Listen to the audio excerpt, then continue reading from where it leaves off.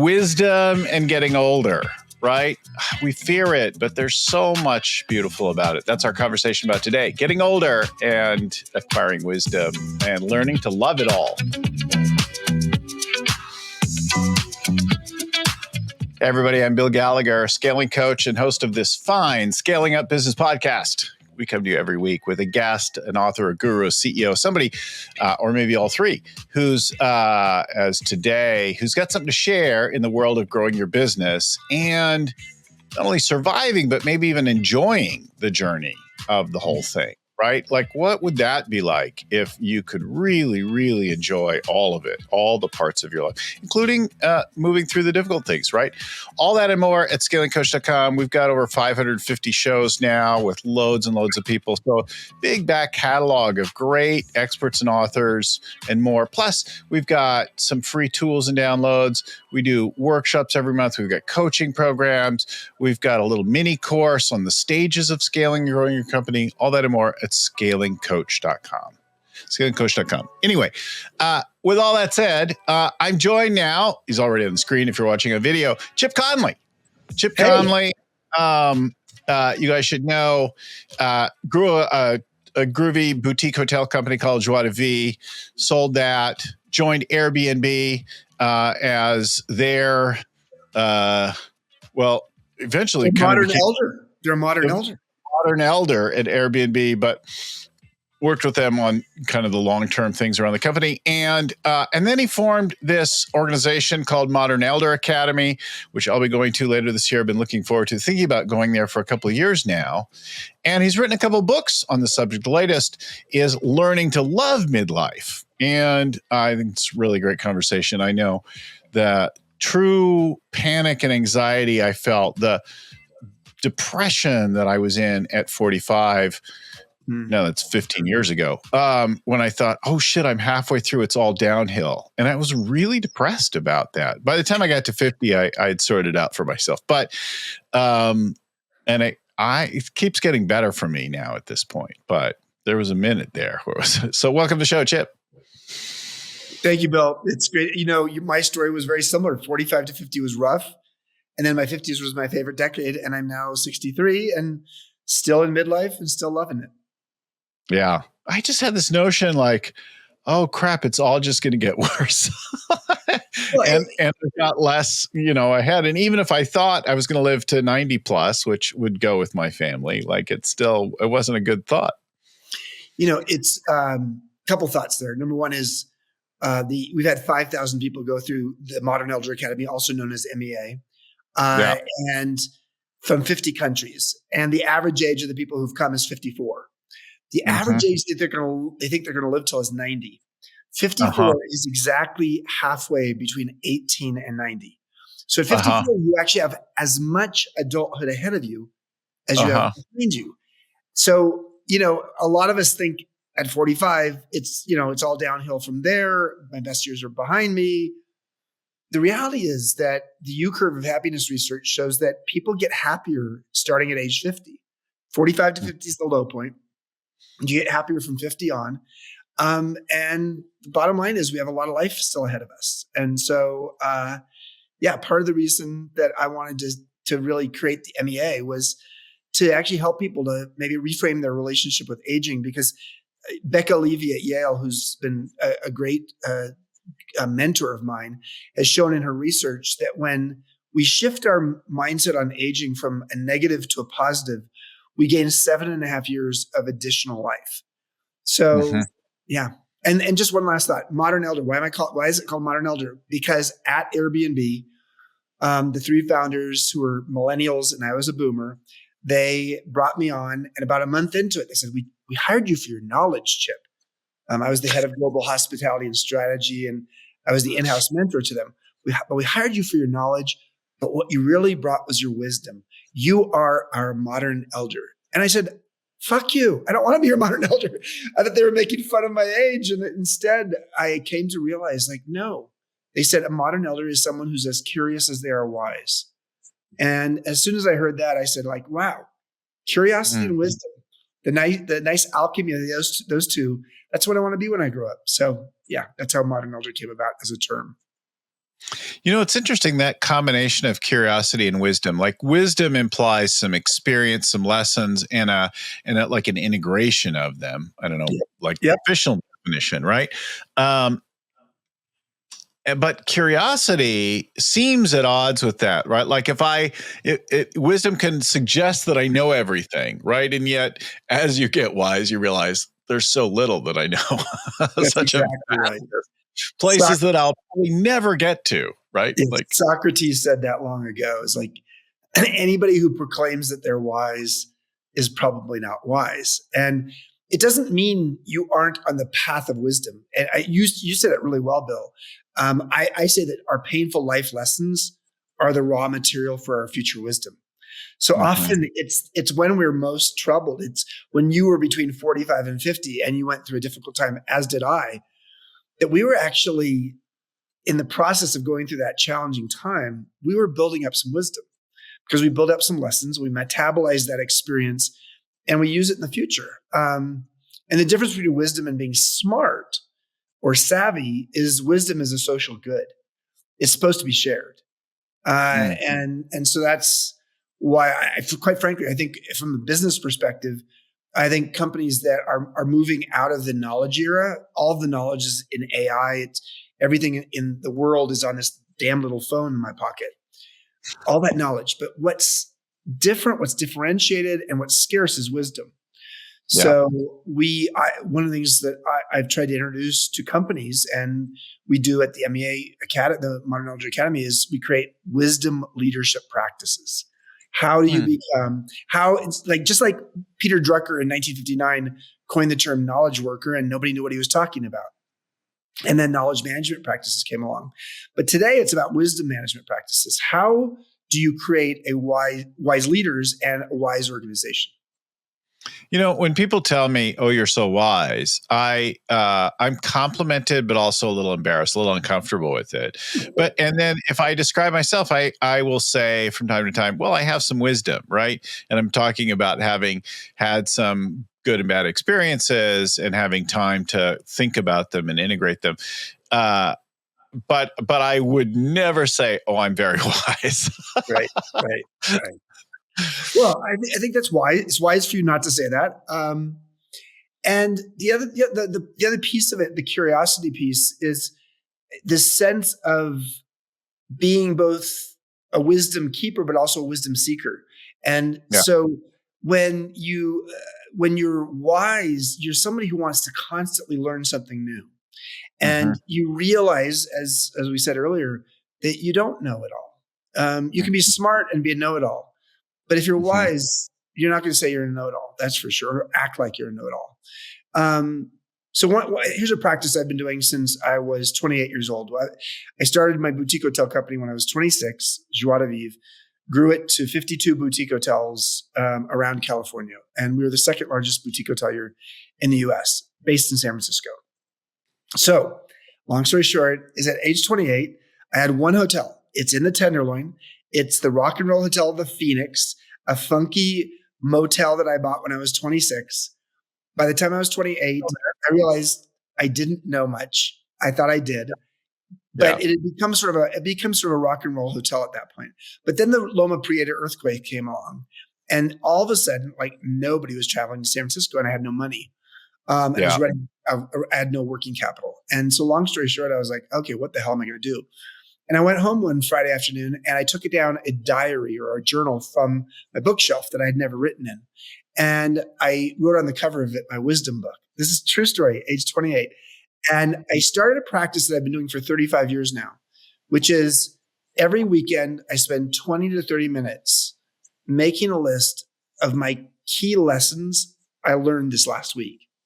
Often they're painful, both professionally and personally. And then I say, how am I going to use that lesson in the future?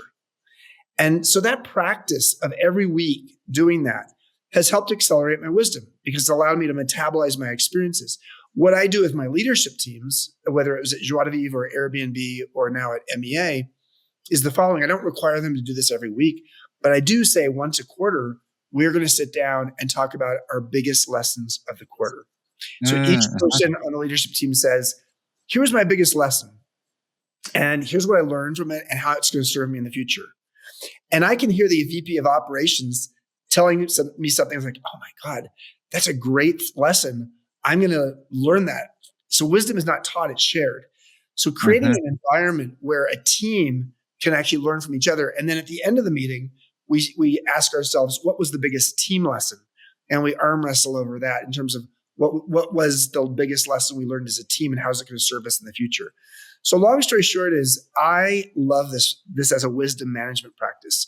And there's, for those who are very curious about that, on the MEA website, which is meawisdom.com, if you go down to the bottom footer, you'll see a bunch of free resources. And there's one on there that says why successful leaders value wisdom. And feel free to, download it and read it.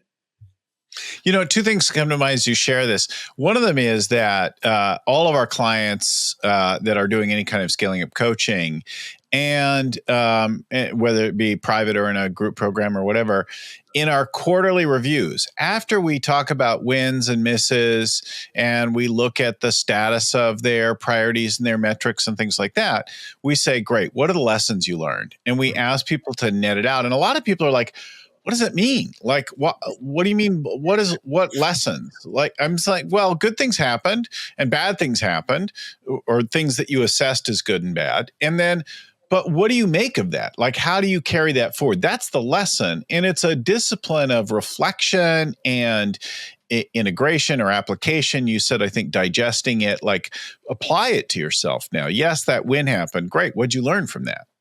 Yeah. When I was 28, let me give you an example of a lesson, which to me now at 63 is obvious, but it was not obvious at 28. So we were going through this hard time and there were no guests. So I said like, okay, well, the people who are going to come to the Bay Area right now are in Sacramento. They'll dive in and they'll go shop over the holidays. So let's bring a snow machine into the courtyard of the hotel. And let's create snowmen. So people can come shop at Union Square and then come back to the hotel, swim in the pool, and make snowmen. So it was sort of a wacky idea. So I brought it up at a leadership team meeting. Now, I was the owner of the business and the CEO, albeit I was younger than most of the people who worked for me. And I brought it up in the meeting, and I realized that the two people who were natural born critics came up with all the reasons for why it was a bad idea. And therefore other people sort of said, yeah, that's true. That, someone could actually fall and break their arm, or people from Sacramento, if they want snow, they'll go up to Tahoe. I mean, there was lots of different reasons. And so at the end of the day, the idea went away and didn't happen. And so my lesson from that, 35 years ago was, if you have a creative idea that some people might find threatening or difficult, reach out to the two natural born critics in your group and present it to them first so they can have their fingerprints on it. So that when I present it to the group, I have diffused them or co-opted them so that they can actually. If I'd done that, we would have done that idea, but I didn't do that. And instead that didn't work. So that is an example of a small lesson that helped me to see from that point forward, who are the natural critics. When I was at Airbnb, that was a big one. And I taught Brian, the CEO, who is, 25 years younger than me, 23 years younger than me, about this, because he was doing exactly what I used to do. He had some new idea that he thought about in the middle of the night. He'd bring it to the team. And it's like the leadership team. I was like, Brian, that's half baked, and so it just, long story short is, if we don't learn our lessons along the way, we repeat them. Yeah. The other thing that came to mind as you were sharing that earlier and even now is that when I'm working with people, whether at one time or ongoingly, and there are a few people who are like, Bill, you keep telling us all your stories and your client stories and things like that. Like, we don't really get anything from that, right? And my response has evolved to be, well, then I'm probably not your coach. If I haven't either thoughtfully chosen something, or you're not interested in hearing stories from the past from other companies, be it mine or my clients, then you're probably not a good client for me. Like, if you're not interested in learning from events and things that happen now, how you apply it or what you get from the story, I have no idea. But this is that sharing of wisdom, right? I get things to share that happen, and some of them are strategies or stories, but I'm never suggesting that what you should do necessarily is deal with it in that way, but like hear that and then decide your approach, right? Like, yeah. I mean, figure out what you're going to do. The thing we have to be, the thing I would say, I would add to what you've just said is be careful that your war stories aren't always wisdom. So, and what I mean by that is if you're sharing stories that don't have relevance and you're just the okay boomer guy who's just saying like, well, back in my day, here's how it worked. Right. You will get an okay boomer hand in your face like that, because there's a potential egocentricity about it. You're sort of like, I'm just saying it because it's my story, or there's a lack of context. So for me, when I joined Airbnb, nobody wanted to hear my war stories about that help people to understand how many rooms does a maid clean in an 8-hour shift. We were a hospitality company, but it wasn't about housekeepers doing multiple rooms. Or inventory management. Yeah, exactly. So the bottom line is, you really have to understand context for your stories. Yeah. If you can tell the story such that it has context, it's really valuable. Yes. And if the person you're telling it to can see the wisdom or the insight in the story, they'll even like it more. But there's an art to this. Yeah. Choose something that's relevant, bring it some relevance, not just like, we had it rougher, I used to walk 5 or 7 miles to my elementary school. Uphill both ways. Yeah. What is that skit? The Four Yorkshiremen or something like that. It's a Monty Python skit. Yeah. So talk to us about how Joie de Vivre ended, what you went through in that time. I guess you wrote about it in Emotional Equations. Yeah. So I started Joie de Vivre when I was 26 and grew it to, the largest independent hotelier in the state of California. And we had 52 hotels, and that's a lot. And I loved it when I had the creativity and the freedom. But by the time we had 3,500 employees and 52 hotels, we'd gone through the dot-com bust in 9/11, and then we were going through the Great Recession. I was done. But I didn't know, I had never set the company up in any kind of way. So it was structured so I was going to sell it. So in the bottom of the Great Recession, I am now trying to figure out how to make sense of it all. And I was going through a really hard time. Cash flow was challenging. I didn't want to be CEO. I was losing, 5 male friends to suicide, unfortunately, ages 42 to 52. So right there in the earlier stages of midlife. And I had an NDE. I had a near-death experience where I had an allergic reaction to an antibiotic. And I died 9 times in 90 minutes after giving a speech. And that wake-up call, the hotelier's wake-up call, helped me to see I don't have to live my life this way. I don't like doing this anymore. I loved doing it for 22 years. The last 2 years, I'm not enjoying it. And I don't have to do it anymore because I might die tomorrow. And so I came up with a plan to sell the company over the next 2 years. And I sold it for so much less than I could have sold it for if I'd waited 4 or 5 years. But I was ready to sell. And so I sold it to John Pritzker, whose family started Hyatt. So Joie de Vivre is now called JDV, and it's a Hyatt brand. So that gave me time at age 50 to try to figure out what was next for me. I knew I was an entrepreneur.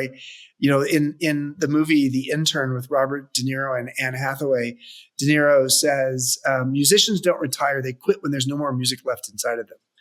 So I had music still left inside of me. I would never have called it wisdom. And I needed to share it. And I had 2 years to sort of just like enjoy myself, write that book, Emotional Equations, go around the world to 36 festivals in 16 countries because I am a founding board member of Burning Man. And I was like, okay, I want to go do that. I had time to be curious as well. But then I got a call at age 52 from Brian Chesky saying, hey, Chip, you're supposed to be the in-house mentor for us three founders for this little tech startup called Airbnb. And I had barely heard of it. And he told me the business plan. And I was like, oh, that will never work. And he said, well, let me come over to your house for 4 hours. He said half an hour, but it turned out 4 hours. And let me tell you about the business, because you'll understand why we need you and only you. So he sold me on it. And I spent the next 7.5 years, 4 years full-time and 3.5 years part-time, taking the company up to the IPO that led to the company being the most valuable hospitality company in the world. So what an experience. And I really learned that I was a mentor. I was a mentor and an intern because, yeah, I had a lot of wisdom to share, but I'd never worked in a tech company before. I was 52. I was sort of a Luddite who didn't really understand technology, both my own technology, but also the tech business, even though I was based in San Francisco. And so I was learning as much from the young people. I mentored over 100 people over my 7.5 years there, of course, including Brian and his two co-founders. But I learned as much from them as they did from me. And that, again, gets back to a modern elder is as curious as they are wise. So there were lots of opportunities for me to learn. And I wrote a lot about this in my book, Wisdom at Work, The Making of a Modern Elder, which is basically captures my experience of what it was like to be the old guy at Airbnb. Yeah, you must have been considerably older than that group. It's funny. I had a couple tech companies in the 90s, and then we paused them in 2002, never to resume them again in early 2002. And I remember when it started, and I had considerable background as a kid, but I'm also a boomer. And I thought this is great, and I did this, and then I got out of it. And that I've since coached a lot of tech-oriented companies, but I definitely have the younger ones who are like, Grandpa, you don't have anything to share with us. You have no idea what we're even talking about here. And you'll sometimes get that reaction. You do. I mean, you have to earn. So if the key is to just be open and curious to learning.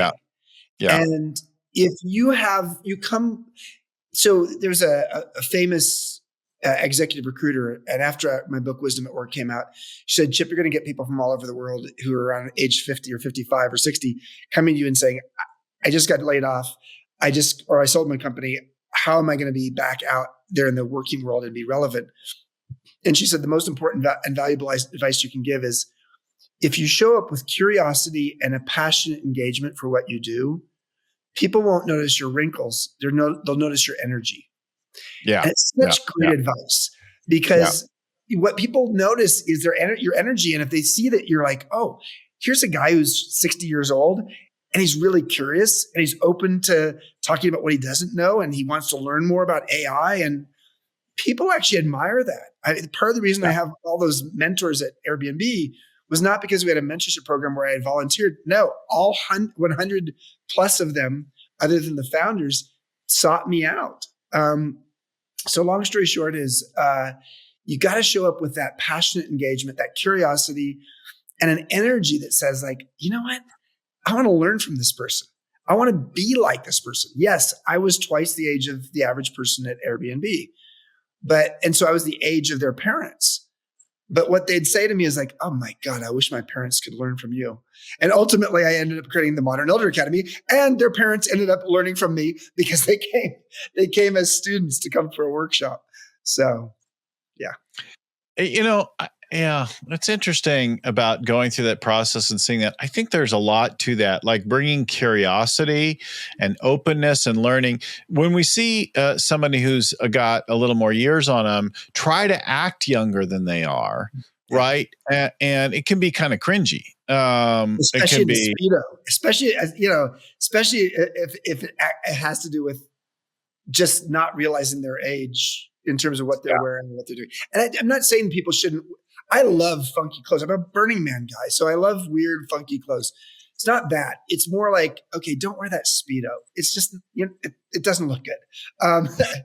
But what I think appreciated is if it's genuine and it's authentic. I love someone like Iris Apfel. I think she passed away Oh, recently. yeah.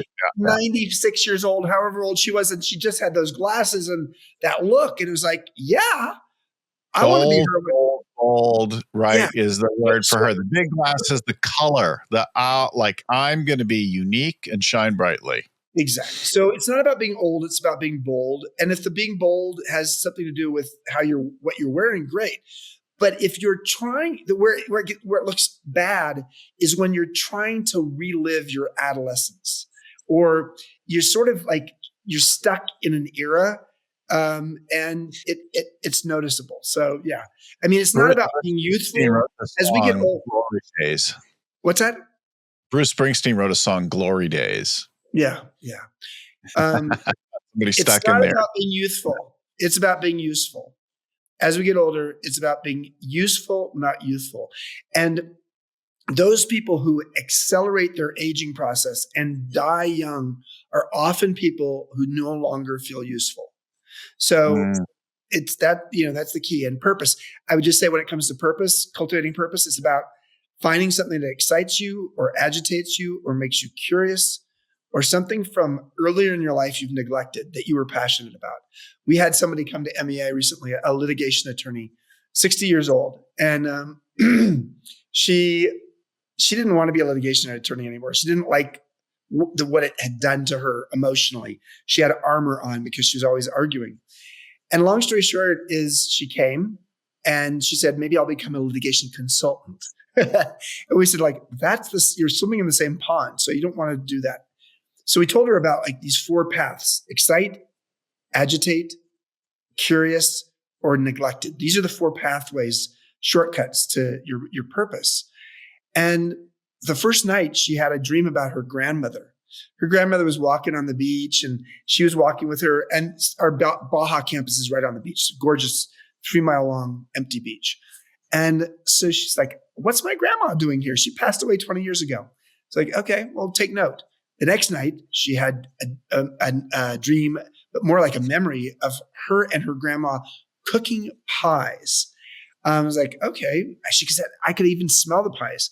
The next morning, she talked with the cohort, and she said, it's interesting. When I go to a foreign country, the first thing I look at on a digital map is where's the nearest bakery. I always want to go and smell the bakery, and I want to see what kind of special foreign goods they have, baked goods in that community. And so then she said, when I actually invite people over for dinner, I always tell them to stay for dessert because that's the thing I want to cook the most. By the end of the week, she realized that she had more options than she thought. She doesn't have to be a litigation consultant. She could go to pastries, become a pastry chef and go to pastry chef school for 3 months to see if she likes it. And she did. And therefore she quit being an attorney and she bought a bakery in her neighborhood that had closed during COVID. And she now is an entrepreneur running a bakery. And she's actually about to open her second bakery. So, what we have to do sometimes is create this space in our life, this midlife atrium, where we can actually sort of imagine new things that we could do. And we need to sort of come at it from a different direction. And that's part of the reason why MEA has become so popular, is because there are a lot of people in the broad definition of midlife. I define it as 35 to 75, who are looking for more options in their life. They're looking for a new pair of glasses in which to look at their life, not just professionally, but sometimes personally as well. So for me personally, right, I turned 60 in a few months. I changed my career significantly at 50 and became a full-time coach. And I'm pretty clear about, that I want to keep working for a lot of years because I feel good. I enjoy it. I like the kind of work that I do. And I'm pretty clear about my life's purpose and how my life purpose shows up at work and at home and in all areas of life and in different ways, but that there's a through line there. And so I'm not looking for that, but I do really want it to keep evolving. So I don't want the way that I work today, even if I know the general area of kind of work that I want to do, I don't want that to be the way that I work even 5 years from now.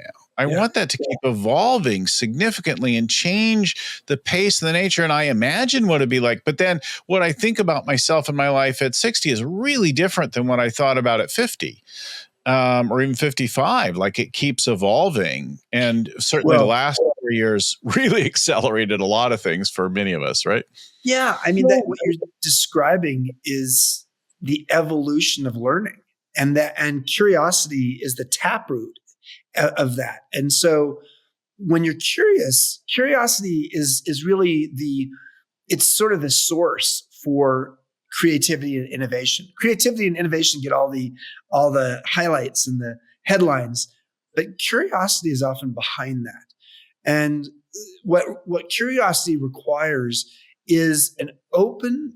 First of all, you have to have enough space to be curious. If someone said, let's have a curious brainstorm and we have 30 minutes to do this. No, you have to have the space to be able to be curious. That's really essential. But also you have to have less judgment. You have to be willing to try things and have them fail, come up with stupid ideas, because that stupid idea might lead to another idea. And so long story short is curiosity is an undervalued part of business. And for you, as you're describing your evolution will only happen if you're curious and willing to learn and willing to try new things. And so it makes a lot of sense, but frankly, the process and mechanics of business, it's almost like the process and mechanics of education. It breeds out of us our curiosity, as a teenager or as a business person, because process is what we get caught up in. One of the sweetest things that my wife does for me over time is she throws out like an idea of something that might be interesting. And she throws out these experiences. And many times at first glance, I'm like, I don't really want to do that. And I've learned to take that thought and just say, okay, good. And then to welcome, like, well, what might come of that, right? And she'll throw out these different things. And I think of some of my own too, but one of the ones she threw out is this idea of a class called vocal improv. And vocal improv, and I use my voice a lot, and I know I have a good voice, but I'm interested in developing it and that kind of thing. So, like vocal improv, what's that all about? I'll go to that, So I go there, and vocal improv is making musical sounds with your voice, but not words. And no planned things. So it's not like, let's learn this song and sing this song or whatever. So they started with a demonstration at the beginning of the day, this 1-day workshop. And the person says, okay, well, I'm going to like do a thing. And so she starts like laying down some kind of bass thing. And then somebody else throws in a note, and then somebody else adds a solo, and and it's just all like scat singing, kind of, and it sounds amazing. And then they're like, okay, well, we're going to get started. Right. And then we're in a circle, and they're like, okay, I want you to do this, and you do that, and you do this. And okay, you add some color to the whole thing. And I had this notion, you know what? I'd rather just strip naked in front of these beautiful people right now than do that. That sounds I'm just going to sound awful. It's just going to be one of the most embarrassing, confronting things ever, right? So I muddled through the day. It was uncomfortable all the way through. I made my sounds. I did my thing. And yet, over the next, days, weeks, months, I noticed I was more free just to make noise in the world. Yeah. To be less constrained or have it all exactly figured out and whatever. I was freer, looser, more playful with my sounds, speaking in particular, Yeah.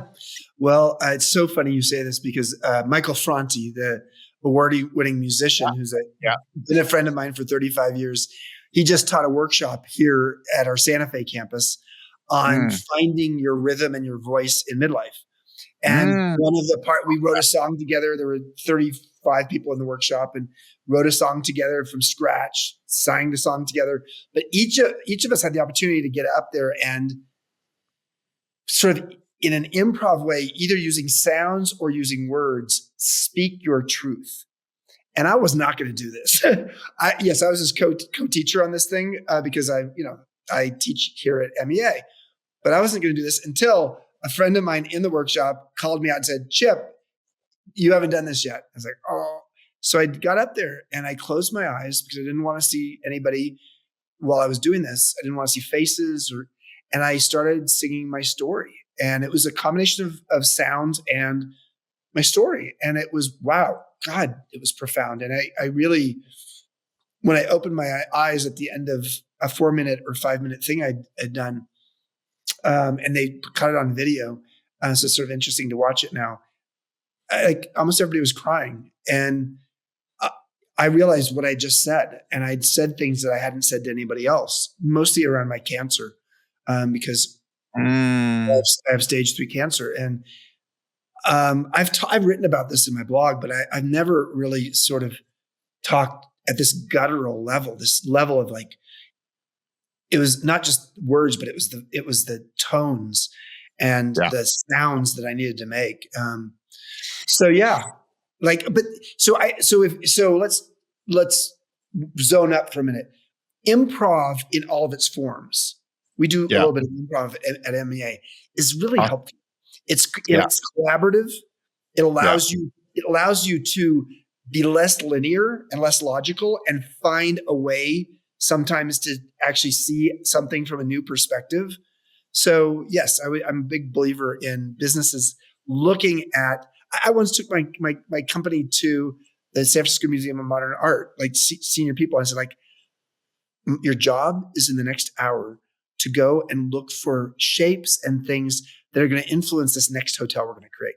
This next hotel is going to have an artistic sensibility, and I want you to just tell me what are some influences in this museum that can help us. And then I know somebody else who took his team to the zoo, and I mean, so breaking out of the conference room and the conference room thinking is really important.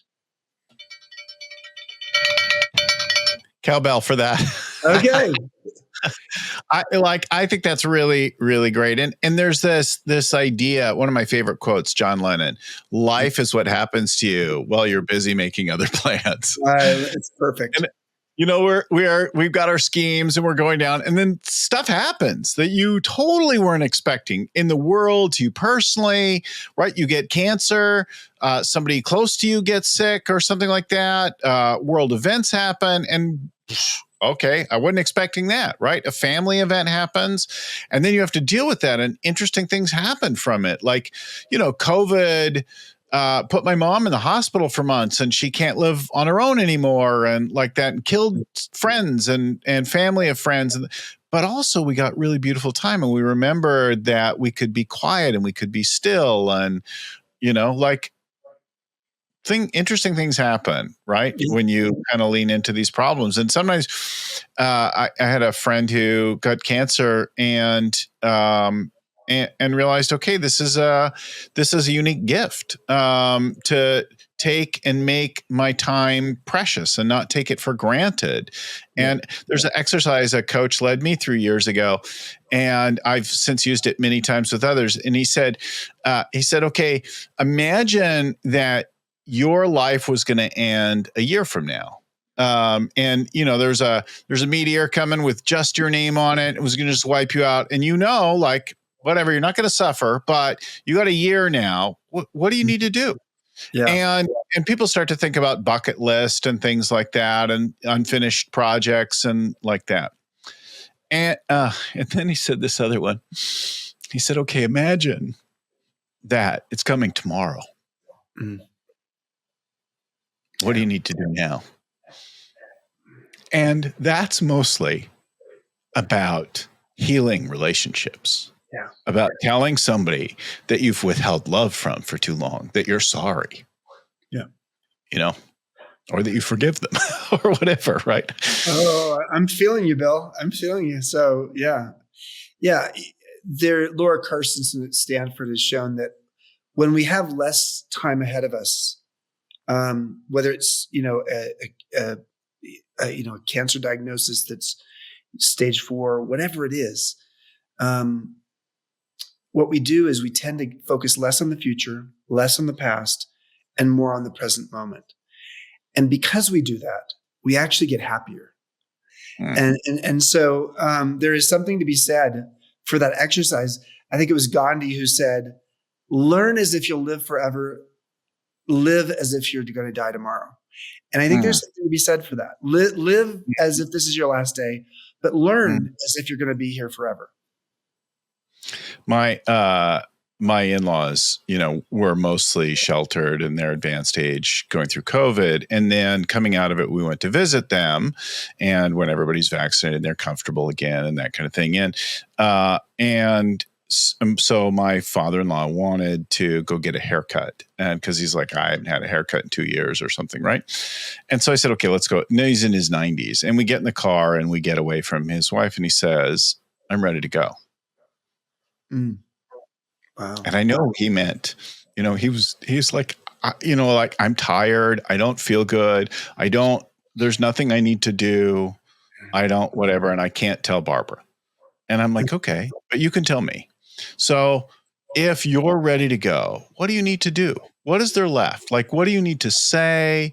What do you need to share? Is there anybody we need to call? Tell me about your life and tell me what there is there. Right. So, who knows how much time he has left or whatever. So we go get a haircut. He tells me about things. He feels really great. And then we're kind of having a good conversation. So I'm like, well, let's go out to lunch before we hurry back, And he's like, yeah, I like to go out and sit and shoot the shit with the waitress and whatever. And so we go and we get, I forget, like a Pepsi or something like that, and a Reuben sandwich, and he can't eat the whole thing, but we'd agree to share it. And so we're sitting there and I just give it all to me. Like, tell me what you got and what your thoughts are. And he shares with me various things, and different things come up. And I'm like, well, do we need to call them? Do you want to say anything? Like, so that you're really at peace with all this stuff. And he's like, no, we're good. So we kind of get to a place where he's like, thank you for listening and for sharing and for letting me say what I need to say. And it was really, I feel good. I got my hair cut. I'm fed. I've been out of the house. It's fantastic. And I could really appreciate the richness of his life, the good and the bad. Like, he shared, sad moments and regrets and things like that, but I could get it all. And I really appreciated it. And it was so great. And then we went back to the house and we had to sign papers and do things like that. And he was telling jokes and we're in the living room, and then he just nodded over and died. Are you kidding me? No, we're telling jokes and talking about this. And then he just went like that and he slumped over. Oh, wow. That's Bill. Right. So it was one of the most beautiful deaths, right? Because he's complete. He said what he needed to say. He's having a good time in the living room, and he passed without pain. And what a privilege it was to just like witness someone, get them without judgment, without just accept them and leave them feeling at peace. I want to go like that someday. Wow. Well, it's a beautiful story. It also shows that as we get older, we can see the future. We want to live in the present, but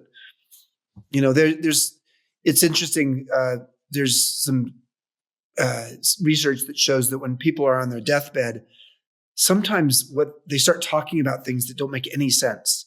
It's because what they're seeing is they're seeing, their sister who passed away 7 years ago, or they're seeing things that are not there.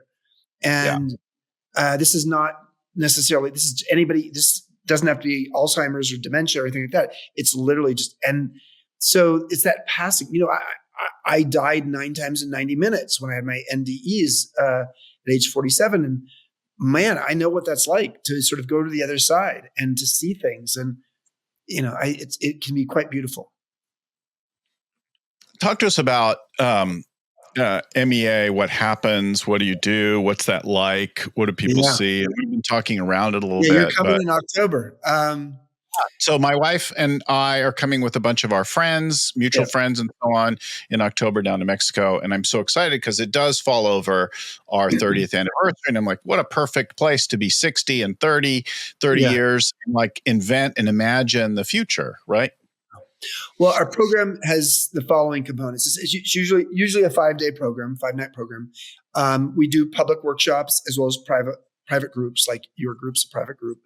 And the overall umbrella of the content and the curriculum speaks to this idea of how do we feel better about our aging process. My new book, Learning to Love Midlife, the subtitle of it is 12 Reasons Why Life Gets Better with Age.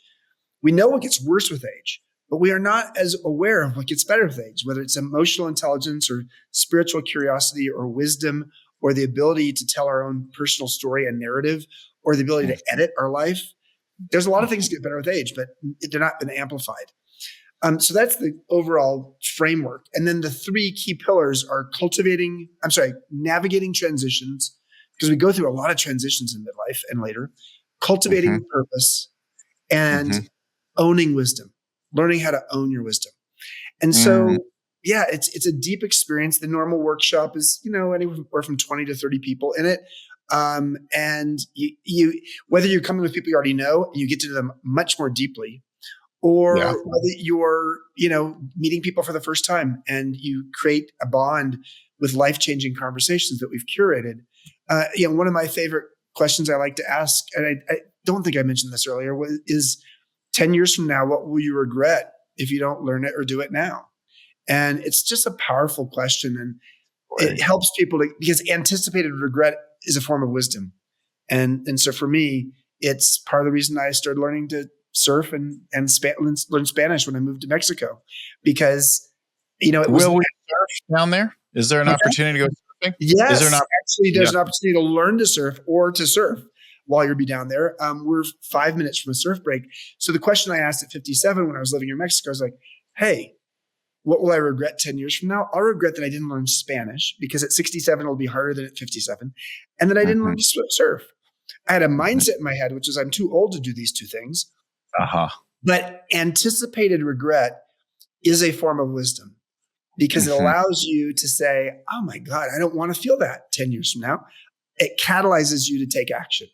So, so those are the kinds of things we look at. And bottom line is this, people have a lot more life ahead of them. They need to consciously curate and be intentional about how they want to live the rest of their life. Yeah. Well, when I think about the wisdom that I have to share with our clients over time, there are a couple big things that stand out, right? And one of them is that you could either let life happen to you, or you could design your life. Now, circumstances and things will happen, but you could actually design how things are going to go and start to have some agency in the way you navigate them. And you'll be presented with things, but then you have some decision about it. And the other two things are highly related. One of them is like, this too shall pass. Like, you'll have good moments, you'll have bad moments, you'll have moments where everything seems right, but this too shall pass. And then you'll have moments where everything seems horrific, and that will pass also. And then the final one is, you got this. Like, billions and billions of dumber, less capable people than you have navigated life and made it to the other side in some positive out, and you could make it through. Like, you could navigate this. You got this, right? And you're not alone. Yeah. So, well, you're a great coach. So, and it's partly because you have wisdom.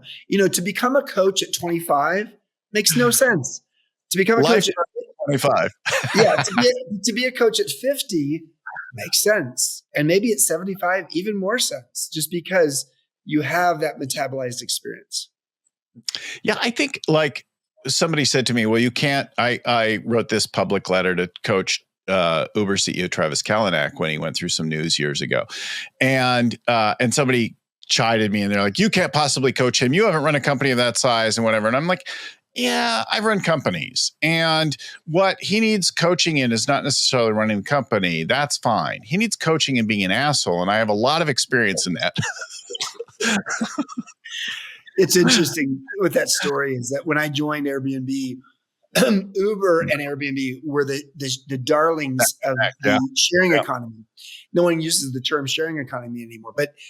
And so the first thing I said to Brian when I joined is like, we need to figure out PR wise, but also culturally, how are we different than Uber? Because they are not a role model for us. Yes, they're worth more than us at that time, and we ultimately became worth more than them. but they are not a role model for us. Right. And if we're going to be a disruptor in the hospitality industry, we better not be an asshole. Right. Yes. Learning to Love Midlife is the book.